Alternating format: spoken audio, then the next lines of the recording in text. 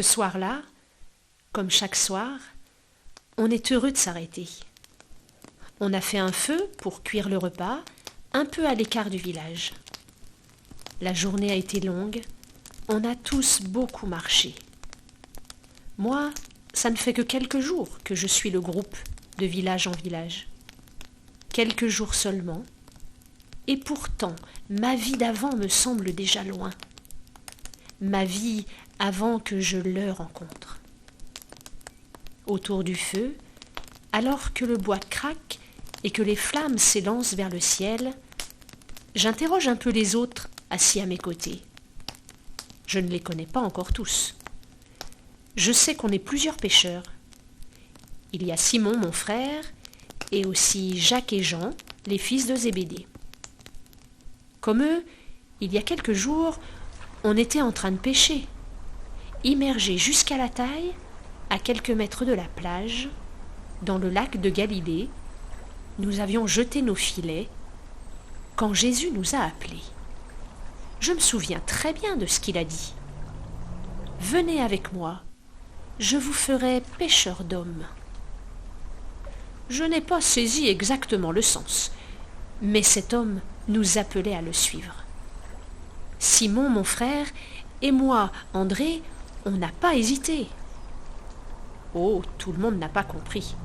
Zébédée, par exemple. Il s'est retrouvé dans sa barque, regardant ses deux fils suivre cet homme qu'on connaissait à peine. Il a bien essayé de les retenir, mais en vain. L'appel de Jésus était plus fort. C'est vrai, on lui a fait confiance. Je regarde à nouveau le feu et mes compagnons autour de moi. Voilà, mes amis, pourquoi je suis là, sur la route, avec lui, avec vous. Mais, et toi, comment t'es arrivé là? Oh, moi, je sens qu'il hésite. Je ne suis pas pêcheur, j'étais collecteur d'impôts. Je collectais auprès des habitants l'impôt exigé par les Romains. Je perçois tout de suite un agacement au sein du groupe, une rumeur. Mais Lévi poursuit.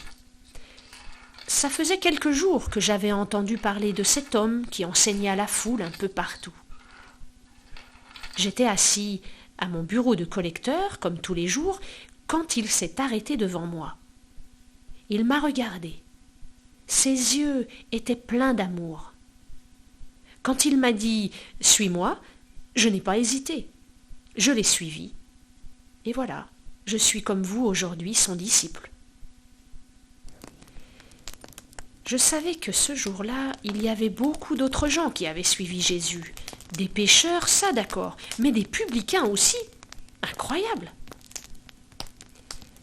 Est-ce la chaleur du feu ou celle de notre échange, mais les langues se délient.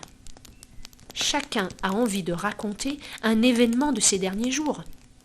Comme celui où on est arrivé à Capharnaüm. C'était Shabbat, le jour de repos pour nous les Juifs. On s'est tous rendus à la synagogue. Là, Jésus a pris la parole. Il nous enseignait. On ne perdait pas une miette de ce qu'il disait. Il connaît si bien les Écritures. Ses mots sont justes. Il enseigne avec autorité et amour. Jacques, à côté de moi, continue de raconter. Je ne sais pas si c'est l'émotion ou le reflet du feu, mais ses yeux brillent. Reparler de nos journées aux côtés de Jésus, c'est toujours bouleversant. C'est un homme tellement hors du commun. Moi aussi, j'étais là le jour où Jésus a guéri la fièvre de la belle-mère de ton frère Simon. La nouvelle s'est répandue si vite que le soir même, on lui amenait d'autres malades et même des personnes possédées par des esprits mauvais. Et il les guérissait. Chaque jour, Jésus nous demande de changer de village pour proclamer la bonne nouvelle à d'autres, dans les rues et dans les synagogues. Tiens, il y a aussi eu ce lépreux, rencontré au bord d'un chemin. Il s'est jeté aux pieds de Jésus dans la poussière.